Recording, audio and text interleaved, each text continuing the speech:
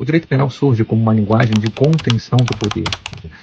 A ideia é que o poder tenha limites quando ele tiver que intervir nas liberdades individuais. Do século XIX, XVIII para o século XIX, nós temos, essencialmente no século XVIII, um processo histórico que é a institucionalização do poder. O poder ele passa a ser institucional e temos, em razão desse processo de institucionalização, a construção do indivíduo, o cidadão, ou seja, a relação do sujeito com o poder passa a ser uma relação de cidadania e não uma relação de súdito.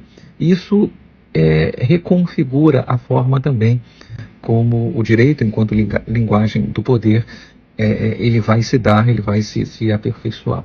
As revoluções liberais que vão dar vazão, que vão servir de pressuposto para esse modelo de Estado, essencialmente são revoluções burguesas, são revoluções que vão ter por linha de força, por linha de atuação, os habitantes dos burgos, né, os burgueses que, em razão do acesso ao poder ser um acesso pessoal, ser um acesso que, em razão do nascimento, a ideia é que esses senhores de terra, esses que estavam acumulando capital, detentores dos meios de produção, construíssem um ecossistema político que permitisse a eles alcançar o poder. E é nessas condições que surge o direito.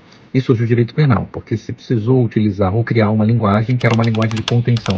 O direito penal surge como uma linguagem de contenção do poder. A ideia é que o poder tenha limites quando ele tiver que intervir nas liberdades individuais. E esse é o sentido do direito penal. O direito penal ele não surge para punir, ele surge para represar o poder. E a partir daí, nos chamados Estados modernos, os Estados que beberam dessa água revolucionária iluminista, a gente passa a ter um processo de especialização da produção legislativa. Né? A legislação ela começa a se separar e criar ecossistemas ou ambientes próprios, onde uma linguagem mais especializada ela vai ser produzida e até uma legislação mais especializada ela vai ser produzida, como legislação penal, legislação civil, e é nesse contexto que surgem os códigos penais, o Código Penal francês, depois o Código Penal da Baviera, o Código Penal austríaco, eles surgem a partir daí.